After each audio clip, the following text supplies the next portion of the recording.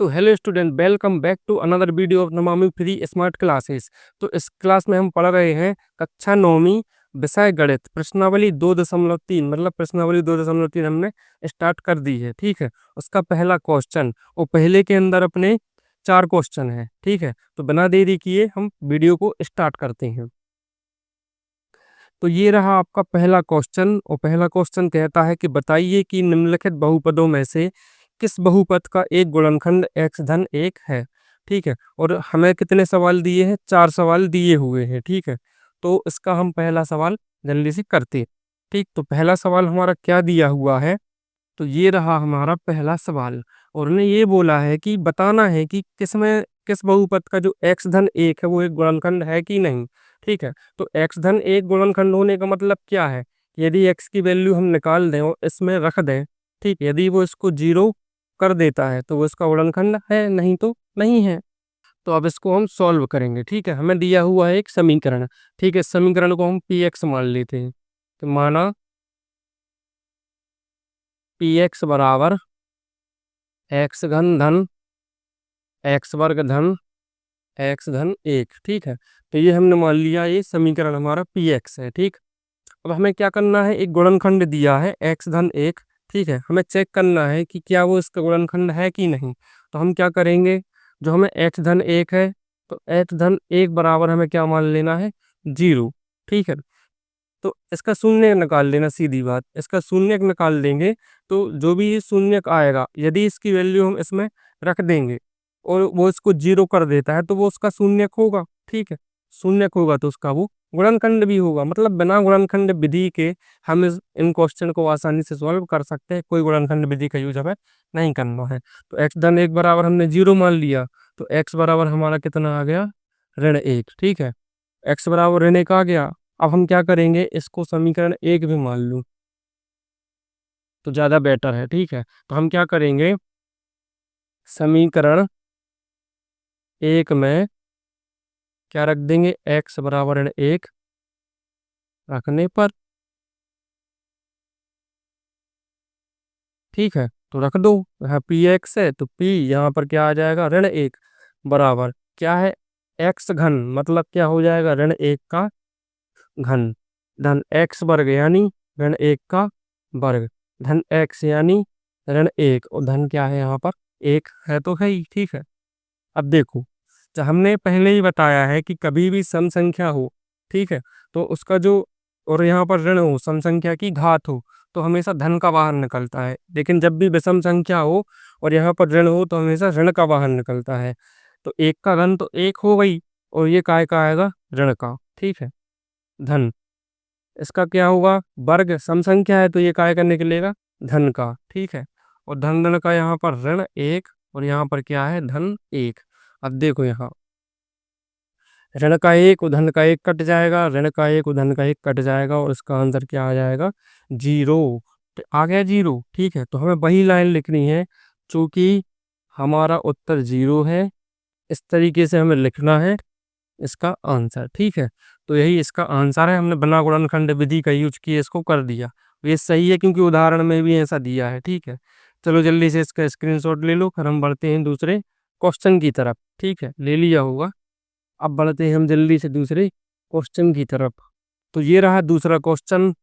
x के ऊपर 4 की घात धन x के ऊपर 3 की घात x के ऊपर 2 की घात धन x धन 1। क्या खेल सा कर रहे हैं? 4 3 2 1, मतलब इन्होंने खेल ही कर दिया। ठीक है, चलो इसको हम जल्दी से सॉल्व करते हैं। तो सॉल्व करने में सबसे पहले हमें क्या करना है? इसको मान लेना है, माना px। अब बोलो ये px क्यों मानते हैं?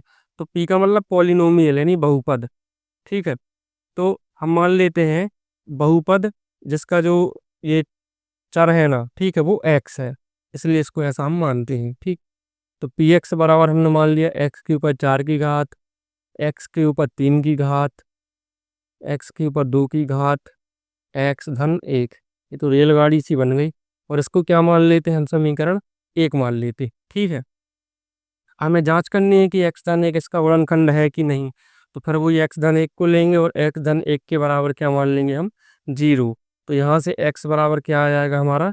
ऋण 1, मतलब इसको हमें इसमें रखना है। तो हम वही लाइन लिखेंगे जो हमने पिछली बार लिखी थी कि समीकरण 1 में x बराबर ऋण 1 रखने पर लिख लेना, ठीक है। तो रख दो, तो p है तो p यहाँ पर क्या आ जाएगा, x की जगह ऋण 1, जहाँ भी x दिख रहा सब जगह क्या रख दो, ऋण 1 रख दो। तो यहाँ ऋण 1 के ऊपर 4 की घात धन ऋण 1 के ऊपर 3 की घात, जैसा इसमें है वैसे ही कर रहे हैं, कुछ नहीं कर रहे हैं, सिर्फ x की जगह ऋण 1 रख रहे हैं, बाकी ज्यों करते हो। और ये ब्रैकेट लगाना बहुत जरूरी है, क्योंकि ऋण भी है और ना भी हो रहा तो भी ब्रैकेट लगाओ, अलग समझ में आता है, ठीक है। ऋण 1 के ऊपर फिर 2 की घात ऋण 1 और धन 1 पहले से है, सम संख्या की घात धन का बाहर आएगा, ठीक है। धन विषम संख्या की घात काय का रहेगा, ऋण का, तो इसलिए इसको हम ब्रैकेट में लिख रहे हैं, ठीक। धन सम संख्या की घात काय का रहेगा, धन का। अब एक का वर्ग चल लो कर लो, चाहे घन कर लो, चाहे कुछ कर लो, आना एक ही है। धन ऋण का ऋण, और यहाँ पर क्या है, धन का 1। अब इसको और शॉर्ट करेंगे, 1 धन ऋण का ऋण, धन 1 ऋण 1 धन 1। अब देखो ये धन का है और ये ऋण का है, गया, ठीक है। ये धन का है और ये ऋण का गया, लेकिन एक बच गया। आपको क्या लग रहा था सब कट के 0 हो जाएगा, हर बार थोड़ी होता है, ठीक है। तो हमारा आंसर क्या है, 1 है, ठीक है। तो हम क्या लिखेंगे, चूंकि हमारा चूंकि हमारा उत्तर 0 नहीं है, अतः x धन 1 समीकरण x के ऊपर 4 ये पूरा लिख के का गुणनखंड नहीं है, ठीक है। इसका आंसर क्या आया, नहीं, ठीक है। तो जल्दी से इसका स्क्रीनशॉट ले लीजिए, फिर बढ़ते हैं हम जल्दी से तीसरे क्वेश्चन की तरफ। तो बबुआ ये रहा हमारा तीसरा क्वेश्चन, x के ऊपर 4 की घात धन 3x के ऊपर 3 की घात धन 3x वर्ग धन x धन 1, ठीक है। तो इसको हमें सॉल्व करना है वैसे ही जैसे हम करते आए हैं। तो हम क्या करते हैं, सबसे पहले मान लेते हैं कि माना px बराबर x के ऊपर 4 की घात धन 3x घन धन 3x वर्ग धन x धन 1, ये बराबर मान लिया, और इसको मान लो क्या, समीकरण 1, ठीक है। अब चेक करना है कि x धन 1 इसका गुणनखंड है या नहीं। तो हम क्या करेंगे, x धन 1 के बराबर में क्या कर देंगे, 0, और x बराबर क्या आ जाएगा हमारा, ऋण 1, ठीक है। तो यहाँ लिख सकते हो दिया गया गुणनखंड, नहीं लिखना कोई दिक्कत नहीं, ठीक, मत लिखो। तो हम क्या करेंगे, समीकरण 1 में x बराबर ऋण 1 रखने पर, ठीक है। तो ये हमें लिखना है, रखने पर। अब देखो x बराबर ऋण 1 रखना है, रख दो। यहाँ पर क्या है, px, तो p x की जगह रख दो ऋण 1 बराबर, जितने भी x दिख रहे हैं सबकी जगह ऋण 1 रख दो। x के ऊपर 4 है, मतलब ऋण 1 के ऊपर 4 की घात, ठीक है। धन यहाँ पर 3 है, अब गुणा लगाना है, ठीक है, क्योंकि यहाँ x के ऊपर 3 की घात है तो वो लिख दो। धन 3 गुणित x के ऊपर 2 की घात है तो ऋण 1 के ऊपर 2 की घात, धन x है तो ऋण 1, और धन 1 पहले से हमें दिया है। देखो ब्रैकेट लगाने का फायदा ये है, आपको क्लियर दिख रहा होगा मैंने क्या किया, ठीक है, आपको क्लियर दिख रहा होगा। यदि आप ब्रैकेट नहीं लगाओगे, पहली बात तो ऋण है, ब्रैकेट लगाना जरूरी है, टीचर गलत कर देगा, ठीक। लेकिन धन भी हो तब भी ब्रैकेट लगाना अलग दिखता है कि आप कर क्या रहे हो, ठीक है। सम संख्या की घात है भाई, धन का ही बाहर आएगा। धन यहाँ पर 3 है तो ज्यों के त्यों। अब क्या है, विषम संख्या की घात है तो ऋण का बाहर आएगा, 1 का घन तो घन ही होगा। धन 3 है तो 3, अब सम संख्या की घात है तो यहाँ धन का ही रहेगा, धन ऋण का ऋण 1 धन 1, ठीक है बबुआ। अब देखो एक तो ये ज्यों का त्यों, 3 एकम 3 धन ऋण का ऋण, ठीक। अब यहाँ देखो धन 3 एकम 3 धन ही है तो धन 3, ठीक। फिर क्या है यहाँ पर ऋण 1 और धन 1। अब करेंगे हम काटा कूटी, ये धन का 1 और ऋण का 1 गया, ऋण के 3 धन के 3 गए, फिर 1 बच गया। लग रहा था 0 आएगा, ठीक है, इसका भी नहीं आया। तो हमें क्या लिखना है कि चूंकि हमारा उत्तर 0 नहीं है, अतः x धन 1 समीकरण इसका, ये पूरा समीकरण इसका गुणनखंड नहीं है, तो ये भी नहीं है गुणनखंड। तो जल्दी से स्क्रीनशॉट ले लीजिए बबुआ, ले लिया होगा। अब बढ़ते हैं हम चौथे और आखिरी क्वेश्चन की तरफ। तो ये रहा बबुआ हमारा चौथा क्वेश्चन। ठीक है, देखने में तो बड़ा खतरनाक लग रहा है। एक्स घन ऋण एक्स वर्ग ऋण कोष्टक में क्या है, 2 धन √2 और एक्स धन √2। ठीक, इसकी तो शकल से ही लग रहा है ये गुणनखंड नहीं होगा। ठीक है, मतलब शकल से ही दिख रहा है ये क्या जीरो लाएगा। ठीक, तो हम सबसे पहले क्या करेंगे, माना। और ऐसे क्वेश्चन देख के घबराना तो हमें बिल्कुल नहीं है। ऐसे ही क्वेश्चन सरल होते हैं, दिखते कठिन होते सरल है। जो दिखता है वो होता नहीं है, और जो होता है वो दिखता नहीं है। ठीक है, लेकिन कहीं कहीं जो जैसा दिखता है वैसा होता भी है, तो इसमें तो कंफ्यूज हो जाओगे। ठीक, इसलिए पढ़ाई लिखाई करो, सबसे बेस्ट।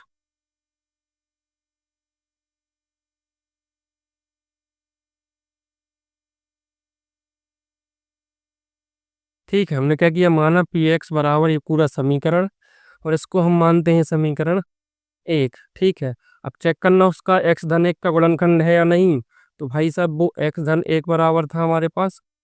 ठीक है, उसके बराबर 0 मान लो, शून्य निकाल लो उसका। ठीक है, तो ये ऋण 1 आ जाएगा। तो हम क्या करेंगे भाई, समीकरण 1 में x बराबर ऋण 1 रखने पर, देखो लिखने से फायदा क्या होता है, जो भी आप करते हो वो लिखते जाओ, तो थोड़ा ये आपके एक्स्ट्रा पॉइंट मिलने के चांस है। यदि क्वेश्चन 4 नंबर का है तो उसको 6 या 7 नंबर का करके आओ, टीचर नहीं काट पाएगा। थोड़ी बहुत गलती भी होगी तो बोलेगा ठीक है, नंबर पूरे मिल जाएंगे। ठीक है, अब समझिए 100 में से 100 जो लाते हैं उनकी यही स्ट्रेटजी होती है। ठीक है, एक एक चीज लिखते हैं वो। ठीक, तो हम इसलिए ये पूरा लिखते हैं। ठीक है, चलो अब रख दो।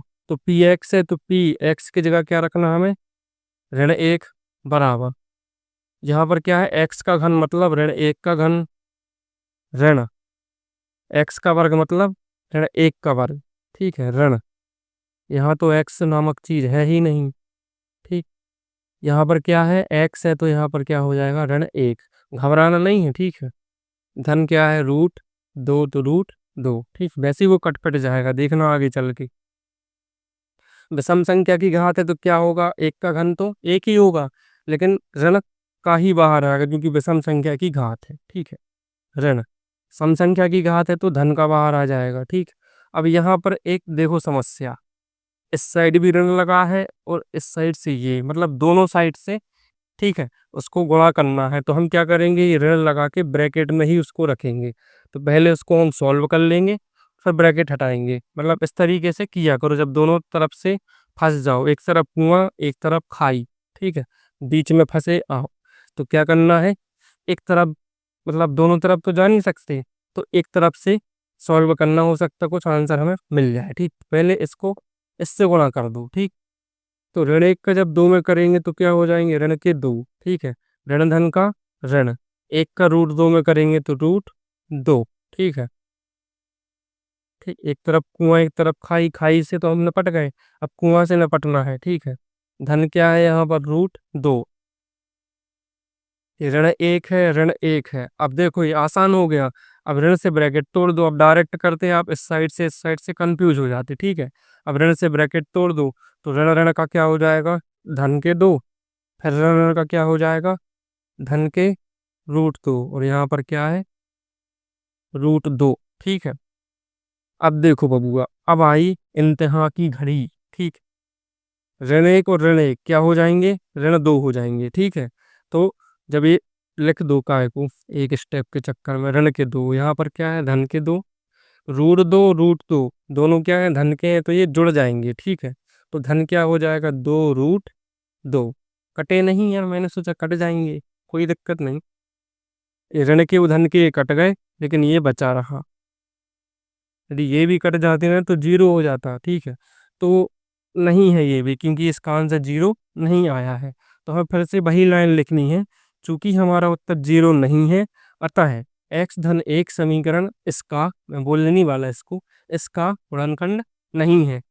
मतलब इसमें हुआ क्या है कि पहला क्वेश्चन है वो बस उसका गुणनखंड था, बाकी तीनों नहीं है। ठीक है, तो जल्दी से इसका स्क्रीनशॉट ले लीजिए।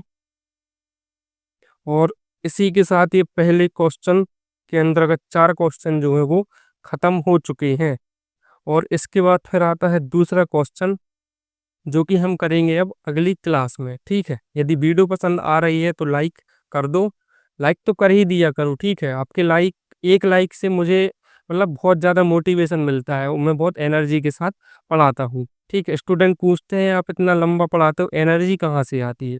एनर्जी आप लोग हैं, ठीक है? एनर्जी शरीर का क्या है? ठीक, मुँह दर्द होने लगता पढ़ाते-पढ़ाते, लेकिन आप लोगों को जो मोटिवेशन जो देते हैं ना, ठीक है? उस वजह से हम लोग टीचर लोग पढ़ा पाते हैं, ठीक है? और जो नए स्टूडेंट हैं, कृपया करके जो नीचे लाल बटन दिख रहा है ना सब्सक्राइब का, उसको सब्सक्राइब कर दीजिए और जुड़ जाइए हमारे साथ, ठीक? तो इसी के साथ अब हम मिलते हैं अगली क्लास में, तब तक के लिए बाय।